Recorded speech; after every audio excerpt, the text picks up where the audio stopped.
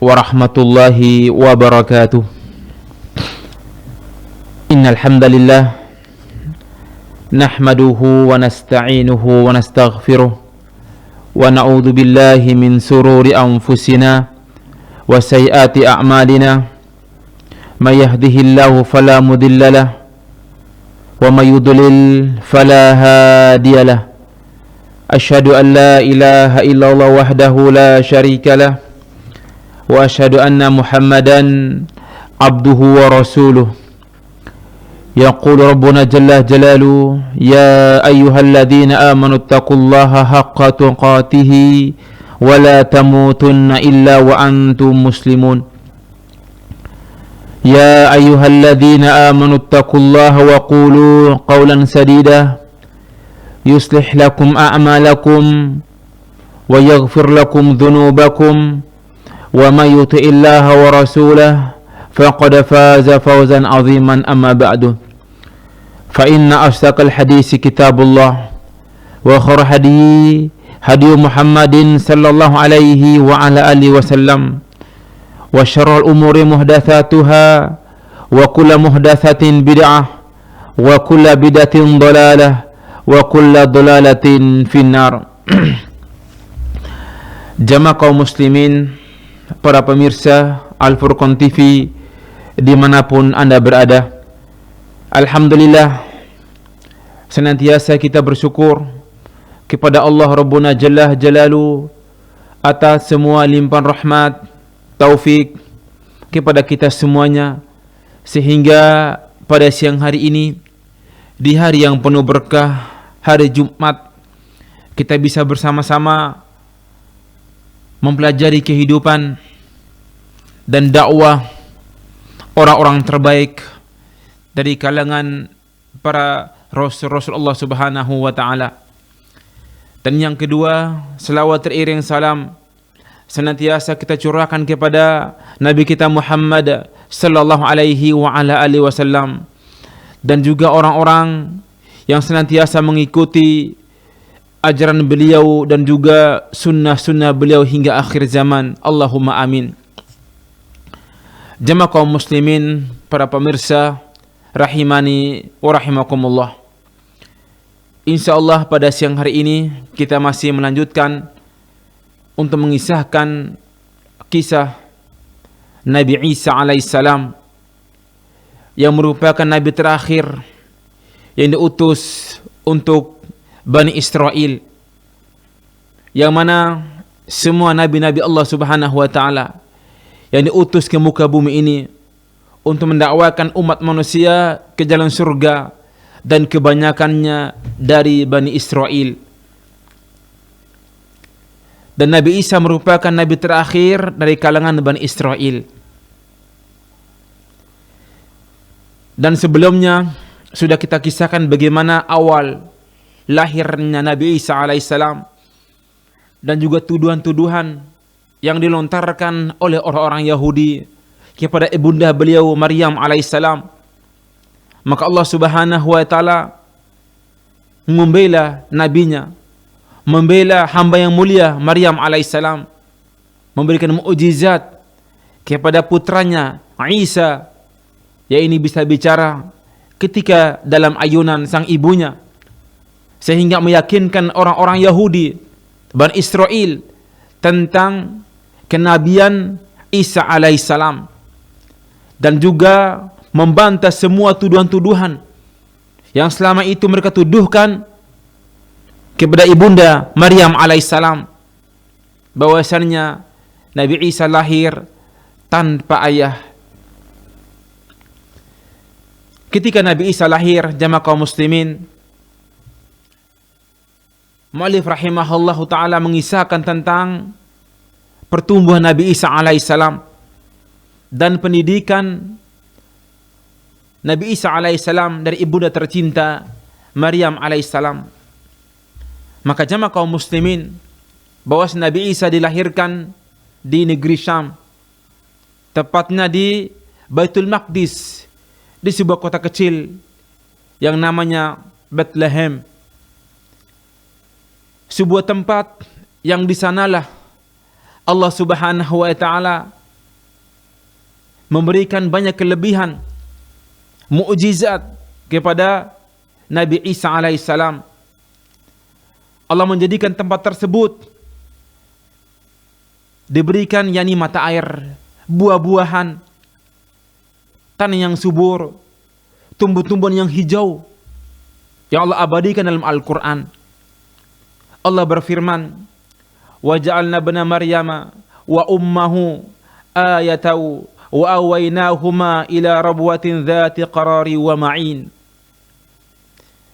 Dan Allah Subhanahu wa taala menjadikan Isa putra Maryam bersama ibunya sebagai bukti yang nyata, dan kami melindungi mereka di sebuah dataran tinggi, tempat yang tenang, yang rindang, dan banyak buah-buahan dengan mata air yang mengalir, yaitu namanya di Bethlehem. Maka jamaah kaum muslimin rahimani wa rahimakumullah, Nabi Isa ditetapkan oleh Allah Subhanahu wa taala sebagai rasul ketika masih bayi, masih dalam yakni ayunan sang bundanya. Dan ini menjadikan orang-orang Yahudi memuliakan, menjaga dan juga merawat Nabi Isa alaihissalam. Dan mereka bangga Nabi yang diutus dari kalangan Bani Israel.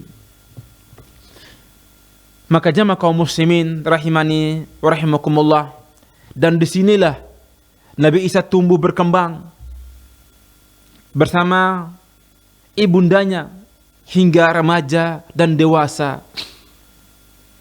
Ketika remaja dan dewasa, Allah memberikan tugas yang berat kepada Nabi Isa untuk mendakwakan kaumnya dan juga mengajak kaumnya agar mereka beribadah, mentauhidkan Allah Subhanahu wa taala. Kenapa jamaah kaum muslimin? Bahwasannya di kalangan Bani Israel di zaman Nabi Isa alaihissalam banyak kemungkaran. Di antara mereka menyembah berhala, dan juga masih ada peninggalan-peninggalan Fir'aun, ahli sihir, dan munculnya para tabib, ahli kedokteran, dan juga ahli-ahli sihir.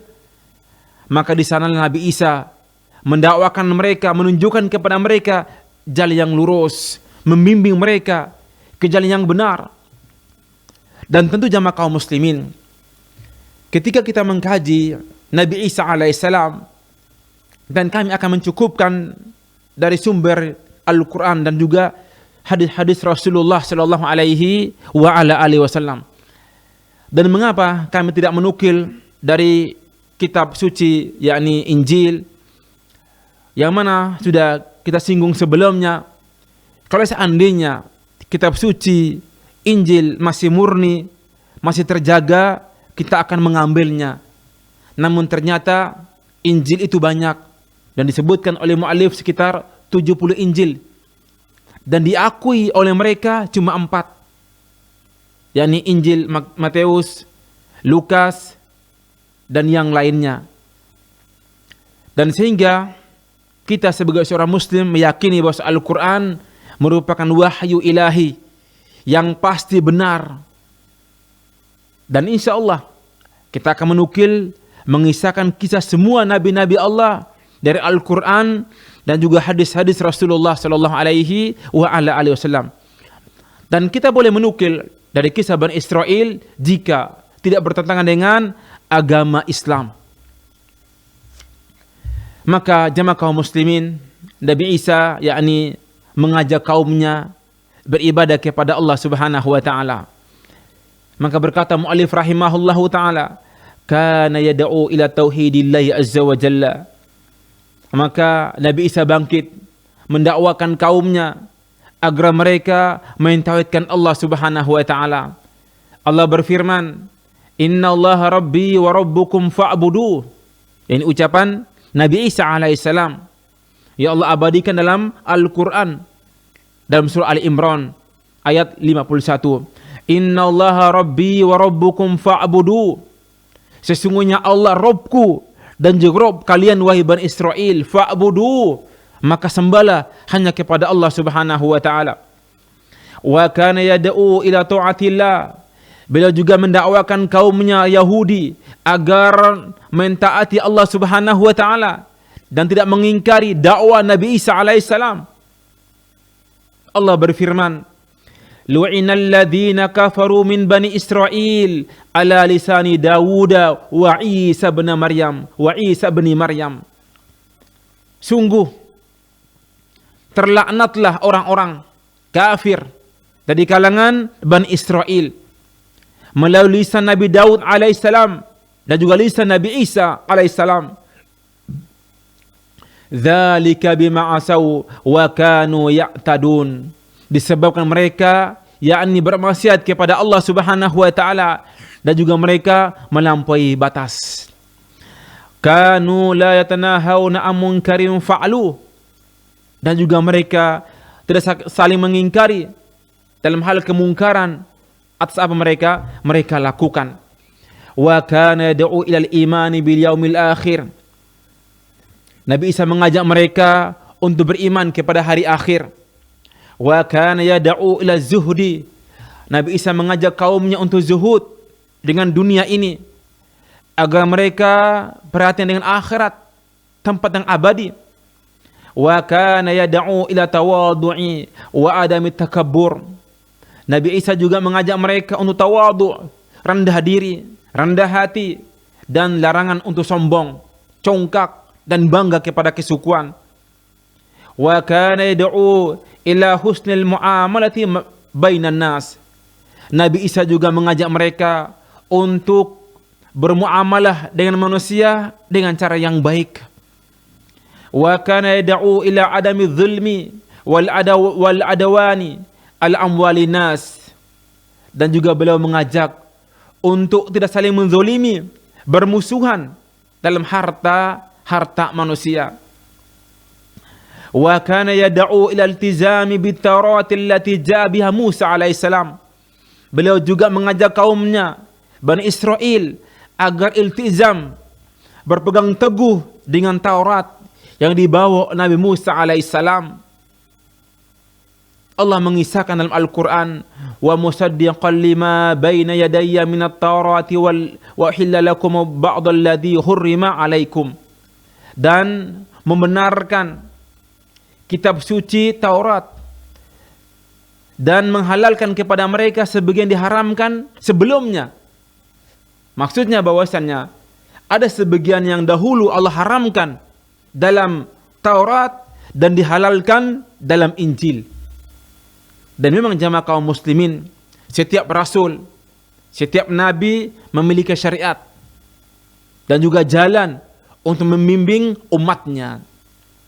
Maka jamaah kaum muslimin rahimani wa rahimakumullah, inilah dakwah Nabi Isa yang pertama kali mendakwakan kaumnya agar mereka beribadah hanya kepada Allah Subhanahu wa taala, berdoa hanya kepada Allah Subhanahu wa taala. Dan ini seharusnya kita ikuti. Dan semua dakwah para rasul al-anbiya mengajak kaumnya agar mereka beribadah hanya kepada Allah Subhanahu wa taala. Makanya ulama-ulama ahlus sunnah dari zaman dahulu hingga sekarang mereka gencar siang malam menghabiskan waktu mereka untuk mengajak umatnya, mengajak manusia agar mereka beribadah hanya kepada Allah Subhanahu wa taala. Karena jemaah kaum muslimin, demi Allah, kesyirikan di zaman sekarang itu jauh lebih parah dibandingkan kesyirikan di zaman dahulu.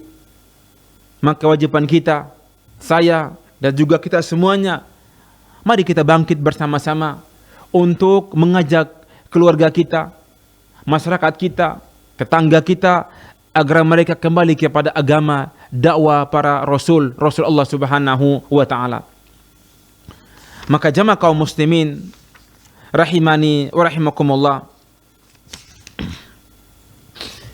bahwasannya ketika Nabi Isa hidup dan mendakwakan kaumnya, dia mendapati ternyata kaumnya yakni memiliki sebuah keahlian yang Allah berikan kepada mereka, yakni mereka ahli di bidang pengobatan, yakni para tabib-tabib. Maka Allah Subhanahu wa taala dengan hikmah yang mulia memberikan Nabi Isa dengan banyak kelebihan. Banyak kelebihan. Sebagaimana di zaman yakni Nabi Musa alaihissalam, yakni di zaman munculnya para penyihir-penyihir yang tangguh-tangguh, yang hebat-hebat, maka Allah berikan mukjizat, bekal yang tangguh pula kepada Nabi Musa dengan tongkat, sehingga mengalahkan semua tukang sihir di zaman Nabi Musa alaihissalam. Begitupun Nabi Yusuf alaihissalam, tinggal sebuah zaman banyaknya para yakni ahli ta'wil mimpi, maka Allah bekali Nabi Yusuf dengan lebih tangguh menjadi ahli tafsir, menafsirkan mimpi-mimpi para raja di zaman tersebut. Dan Rasulullah sallallahu alaihi wasallam tinggal sebuah zaman banyak ahli sastra, ahli syair, punggawa-punggawa bahasa. Allah bekal Nabi kita Rasulullah dengan Al-Quran, yang Al-Quran sastra sangat tinggi, luar biasa, mengalahkan semua sastra-sastra di zaman tersebut. Maka Nabi Isa alaihissalam tinggal sebuah zaman banyak pengobatan-pengobatan, tabib-tabib bisa mengobati orang yang sakit. Maka Allah Subhanahu wa taala membekal Nabi Isa dengan ahli tabib. Di antaranya Allah kisah dalam Al-Quran ketika Allah menyebutkan tentang yakni keutamaan-keutamaan Nabi Isa alaihissalam dalam surah Al-Maidah. Allah berfirman, wa in takhluqu minat-tini kahiya'ati tayri bi'idzni. Dan ingatlah ketika engkau wahai Isa membentuk dari tanah berupa burung dengan izin Allah Subhanahu wa taala. Maksudnya Allah menggambarkan bahwasannya seekor burung bisa hidup. Burung dari tanah liat, dari tanah bisa hidup. Sebagai mukjizat Nabi Isa alaihissalam. Dan juga fatanfukhu fiha fatakunu tayra bi'idzni. Kemudian engkau meniupnya wahai Isa, lalu menjadi seekor burung yang sebenarnya bisa terbang. Ini kelebihan Nabi Isa alaihissalam. Dan juga Allah melanjutkan, wa tubri'ul akma. Dan ingatlah ketika engkau menyembuhkan orang yang buta sejak lahir sudah buta. Wal abros. Dan engkau juga menyembuhkan orang berpenyakit kusta dengan izinku, kata Allah. Wa in tukhrijul mauta bi'izni. Dan engkau pula mengeluarkan orang yang mati dari kubur mereka yang sebelum mereka meninggal dunia dengan izinku. Ya subhanallah. Ini menunjukkan bahwasannya Nabi Isa alaihissalam seorang nabi yang mulia. Ini membantah orang-orang Yahudi yang mereka mengatakan bahwa Nabi Isa itu yakni bukan Nabi Allah. Bahkan mereka menuduh anak zina, naudzubillah. Maka ini semua menunjukkan tentang kelebihan Nabi Isa alaihimussalam. Maka jamaah kaum muslimin rahimani wa rahimakumullah, ketika Nabi Isa mendakwakan kaumnya dan sedikit yang mengikuti ajakan Nabi Isa alaihissalam, ada 30 orang yakni sahabat Nabi Isa yang setia menemani Nabi Isa alaihissalam mendakwakan agamanya. Lalu tiba-tiba jamaah kaum muslimin ada sebuah permintaan yang luar biasa yang diminta oleh pengikut Nabi Isa alaihissalam kepada Nabi Isa alaihissalam. Ya Allah gambarkan dalam Al-Quran. Allah berfirman, "Idz qala al-hawariyuna ya Isa ibn Maryam, hal yastati'u rabbuka ayunazzila alaina ma'idatan minas sama." Dan ingatlah ketika sahabat-sahabat Nabi Isa, pengikut-pengikut Nabi Isa alaihissalam, mereka minta kepada Nabi Isa, wahai Isa ibn Maryam, hal yastati'u rabbuka ayunazzila alaina ma'idatan minas sama. Wahai Isa, apakah Rabbmu Allah Subhanahu wa taala bisa menurunkan maidah, hidangan, makanan yang lezat dari langit? Fa ya subhanallah. Mereka minta kepada Nabi Isa agar berdoa kepada Allah agar Allah menurunkan dari langit, yakni hidangan makanan yang enak, yang lezat. Apa kata Nabi Isa? Qala ittaqullaha in kuntum mu'minin. Wahai pengikutku, bertakwalah kepada Allah Subhanahu wa taala jika kalian beriman. Maka mereka berkata, ini pengikut Nabi Isa alaihissalam, qalu nuridu an na'kula minha wa tatma'inna qulubuna wa na'lam an qad sadaqtana wa nakuna 'alaiha minasyahidin.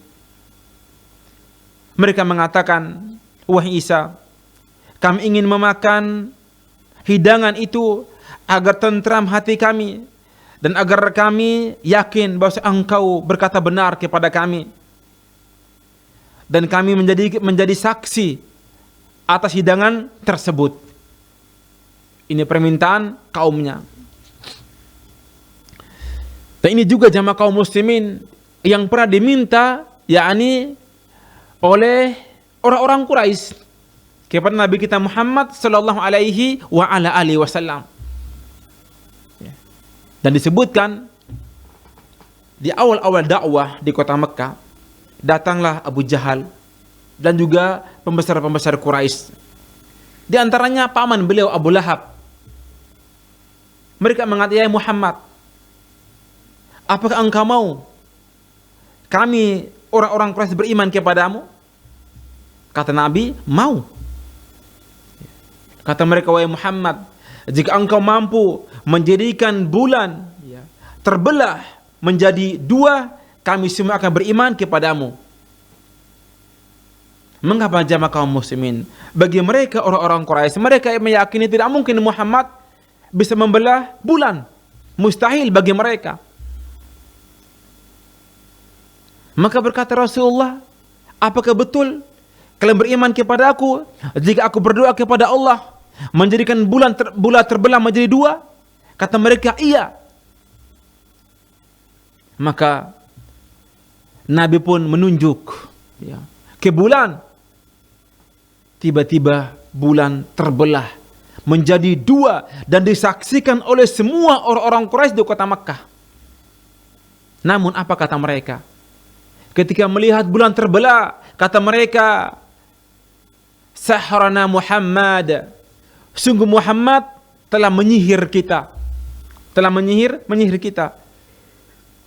Dan ini menunjukkan jamaah kaum muslimin, mereka bertanya bukan untuk beriman, tapi untuk menjatuhkan Nabi Allah Subhanahu wa taala.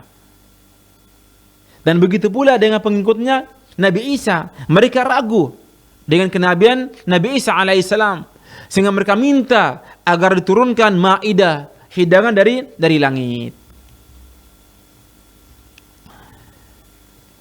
Lalu Allah melanjutkan, qala Isa bin Maryam, maka Nabi Isa pun berdoa kepada Allah Subhanahu wa taala untuk memenuhi permintaan kaumnya, pengikutnya. Allahumma rabbana anzil alaina ma'idatan minas sama' takunu lana 'idan li awwalina wa akhirina wa ayatan minka warzuqna wa anta khairur raziqin. Maka Nabi Isa berdoa, "Ya Rabbku, turunkanlah kepada kami hidangan dari langit, akan menjadi hari raya bagi kami, yaitu bagi orang-orang yang sekarang bersama kami maupun yang datang setelah kami, dan menjadi tanda bagi kekuasaan Engkau ya Allah. Berikan kami rizki, dan Engkaulah sebaik-baik pemberi rizki." Maka Nabi Isa berdoa kepada Allah agar diberikan yakni mukjizat, tanda kekuasaannya kepada dirinya. Maka jamaah kaum muslimin rahimani wa rahimakumullah, maka Allah pun mengabulkan doa hambanya yang soleh, Nabi yang mulia Nabi Isa alaihissalam. Maka Allah berfirman, qala Allahu inni munazziluha alaikum. Dan sungguh kata Allah, kami akan turunkan kepada kalian maidah, hidangan yang lezat. Namun Allah mengancam mereka, "Faman yakfur ba'du minkum fa inni u'adzibuhu 'adzaban la u'adzibuhu ahadan minal alamin." Allah berfirman, sungguh aku akan menurunkan hidangan untuk kalian kepada wahai Isa. Tetapi barang siapa yang kafir di antara kalian setelah turun hidangan tersebut, maka sungguh aku akan mengazabnya dengan azab yang tidak pernah aku timpakan kepada orang-orang sebelummu dari alam ini. Maka jamaah kaum muslimin rahimani wa rahimakumullah, ulama tafsir mereka berselisih pendapat apakah Allah Subhanahu wa taala betul-betul menurunkan hidangan kepada mereka ataukah tidak. Ada yang menyebutkan tidak. Ketika mereka mendengar siksaan ancaman Allah Subhanahu wa taala, maka pengikutnya Nabi Isa mereka menolak. Namun ada menyebutkan Allah menurunkan betul hidangan kepada mereka. Ya, hidangan kepada mereka. Maka jamaah kaum muslimin rahimani wa rahimakumullah, Ibnu Abbas dan juga Salman Al-Farisi dan juga Ammar bin Yasir dan ulama-ulama yang lainnya, mereka menafsirkan tentang bagaimana turunnya hidangan dari langit yang diberikan kepada Nabi Isa alaihissalam. Nabi Isa memerintahkan kepada para pengikut yang setia untuk berpuasa selama 30 hari. Selama 30 hari. Setelah mereka selesai mengerjakan puasa 30 hari, mereka minta kepada Nabi Isa agar menurunkan hidangan dari langit untuk mereka santap di hari yang ke-30. Setelah mereka berpuasa sempurna. Dan agar mereka menjadi tenang jiwa-jiwa mereka. Bentuk nikmat ya Allah berikan kepada mereka setelah mereka berpuasa 30 hari. Dan disebutkan juga jamaah kaum muslimin rahimani wa rahimakumullah, hidangan tersebut turun dari langit, melewati awan-awan, mendekat hingga ke bumi. Akhirnya Nabi Isa mendapatkan hidangan tersebut di hadapan beliau yang ditutup dengan rapat. Lalu Nabi Isa alaihissalam menyingkap, membuka penutup hidangan tersebut, seraya berkata, menyebut nama Allah Subhanahu wa taala. Maka ketika kain tersebut dibuka Nabi Isa alaihissalam, ternyata di atasnya terdapat 7 potong ikan besar dan 7 buah roti besar. Allah berikan kepada Nabi Isa dan juga pengikut-pengikutnya, yakni 7 ekor ikan besar, tentu sudah dimasak, dan juga 7 buah roti yang enak dan lezat. Ada juga menyebutkan ada juga buah delima dan buah-buah lainnya. Hidangan ini memiliki aroma yang begitu yang luar biasa, yang mengundang selera para sahabatnya untuk makan. Lalu Nabi Isa menyuruh pengikutnya untuk menyantap hidangan tersebut. Namun mereka menolaknya. Mereka takut dan mengatakan, wahai Nabi Isa, kami tidak akan memakannya sebelum engkau memakannya. Akhirnya Nabi Isa mengundang orang-orang fakir, orang-orang miskin di sekitar Baitul Maqdis agar makan hidangan tersebut. Maka jamaah kaum muslimin rahimani wa rahimakumullah, itulah mukjizat yang Allah berikan kepada Nabi Isa alaihissalam. Maka jamaah kaum muslimin rahimani wa rahimakumullah, bahwasannya konsekuensi dari dakwah yang Allah bebankan kepada para rasul-rasul Allah Subhanahu wa taala dan semua nabi. Ya, Nabi Isa, Nabi Musa alaihissalam, Nabi Ibrahim, Nabi Ibrahim, Nabi Yakub, Nabi Nuh alaihissalam, bahkan Nabi kita Muhammad sallallahu alaihi wa ala alihi wasallam merupakan tugas yang sangat berat. Ya. Bagaimana tidak kita ingin mendakwakan umat ke jalan kebenaran, jalan tauhid, agar mereka meninggalkan kesyirikan, meninggalkan kemaksiatan, kemungkaran. Yang pada hakikatnya kemungkaran, kemaksiatan itu sesuatu yang mengenakan, disukai oleh hawa nafsu. Ya. Oleh hawa nafsu. Maka ini butuh kesabaran. Ya. Butuh kesabaran. Dan tentu dengan doa-doa yang tulus yang mereka panjatkan agar dakwah mereka diterima oleh masyarakatnya. Maka jamaah kaum muslimin rahimani wa rahimakumullah, maka Nabi Isa alaihissalam senantiasa mengajak kaumnya agar mereka mentauhidkan Allah subhanahu wa ta'ala. Dan juga ini jamaah kaum muslimin rahimani wa rahimakumullah, kisah Nabi Isa, ya, Nabi yang mulia dan agung. Beliau bisa menghidupkan orang telah meninggal dunia dari kubur, dan tentu dengan izin Allah Subhanahu wa taala bisa menyembuh orang penyakit kusta, bisa menyembuhkan orang yang buta ketika atau semenjak lahir. Dan ini menjadikan orang-orang yakni Bani Israel, mereka mengangkat Nabi Isa sebagai Tuhan, ya, sebagai Tuhan. Mereka mengagungkan Nabi Isa, mereka menyembah Nabi Isa melebihi yang seharusnya. Maka jamaah kaum muslimin rahimani wa rahimakumullah, maka setelah itu orang-orang Yahudi mereka berusaha berpikir bagaimana untuk membunuh Nabi Isa alaihissalam dengan berbagai cara. Berbagai cara. Ya. Namun sebelumnya jamaah kaum muslimin rahimani wa rahimakumullah, ketika Nabi Isa berdakwah kepada kaumnya, beliau juga mengabarkan kepada pengikutnya tentang yakni Nabi kita Muhammad sallallahu alaihi wa ala alihi wasallam. Nabi akan diutus oleh Allah di akhir zaman. Di akhir zaman. Ya. Ya Allah sebut dalam Al-Qur'anul Karim.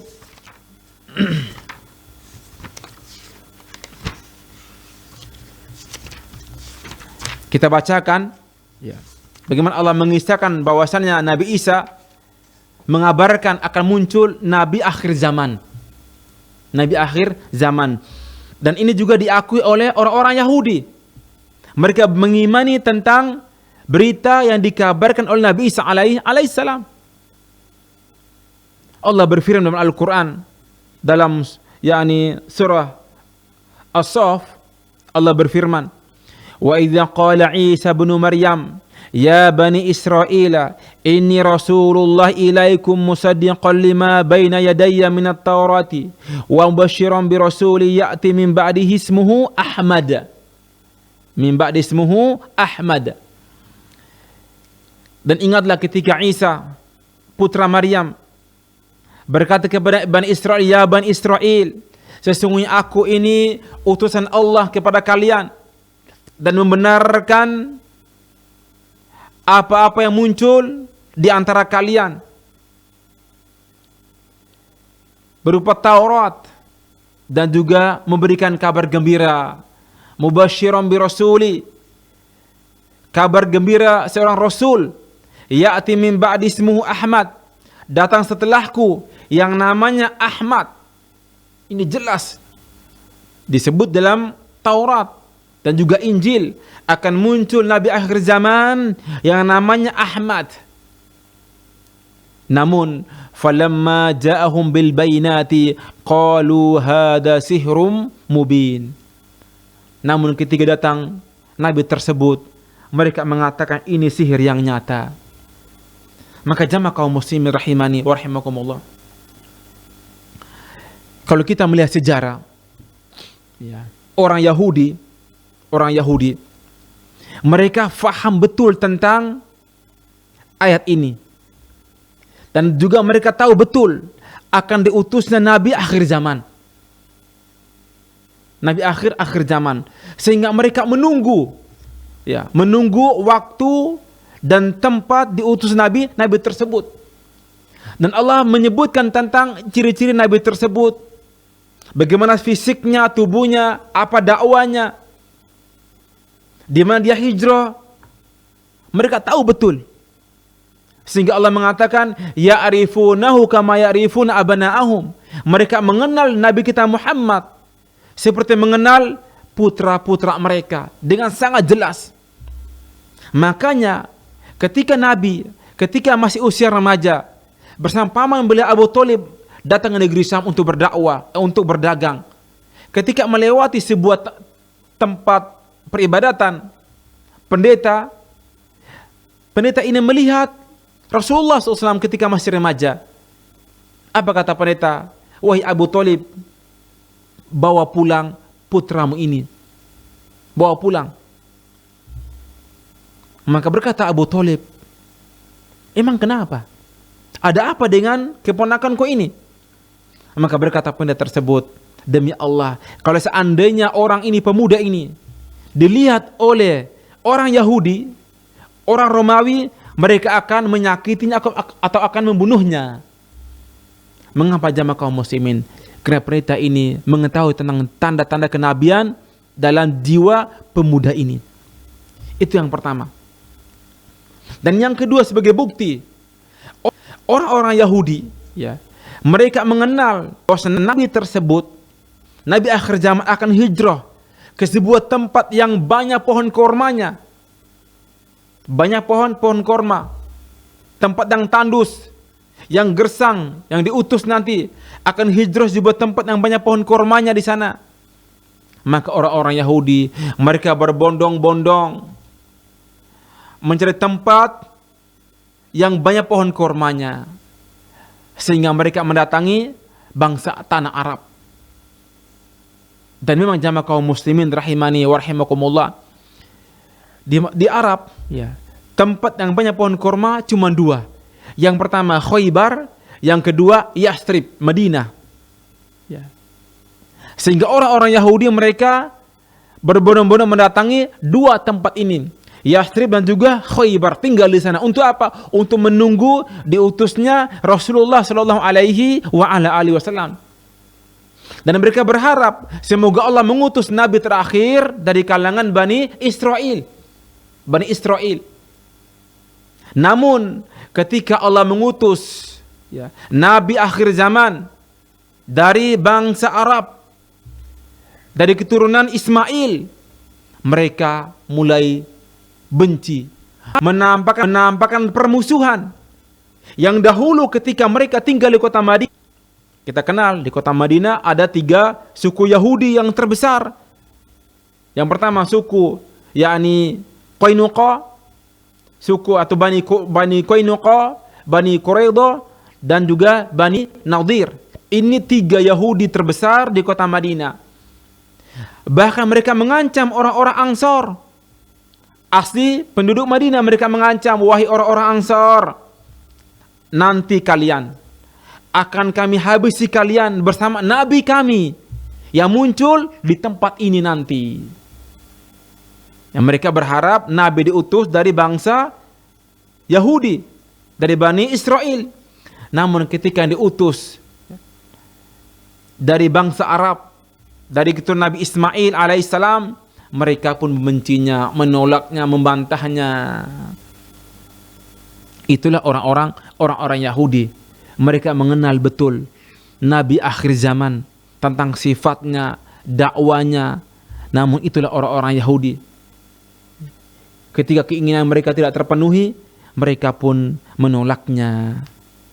Maka jamaah kaum muslimin rahimani wa rahimakumullah, dan masih banyak kisah-kisah yang unik dari kisah Nabi Isa alaihissalam Semoga Allah Subhanahu wa taala merahmati Nabi Isa dan juga meluruskan keyakinan orang-orang yang mengatakan bahwa Nabi Isa anak zina, dan juga meyakini Nabi Isa Tuhan, dan seorang muslim meyakini Nabi Isa Nabi Allah dan juga hamba Allah Subhanahu wa taala. Mungkin ini sedikit yang bisa kita sampaikan, dan insya Allah di pekan depan masih kita kisahkan dan kisah-kisah yang lain dari kehidupan Nabi Isa alaihissalam. Semoga sedikit ini menambah pengetahuan kita, wawasan kita tentang Nabi Isa alaihissalam yang merupakan nabi terakhir di kalangan Bani Israel yang mendakwakan kaumnya agar mereka beribadah, mentauhidkan Allah Subhanahu wa taala, beramal soleh, untuk zuhud, dan juga untuk mengajak manusia beramar ma'ruf dan juga bernahi mungkar. Fa subhanakallahumma wa bihamdik asyhadu an la ilaha illa anta astaghfiruka wa atubu ilaik. Wassalamu alaikum warahmatullahi wabarakatuh.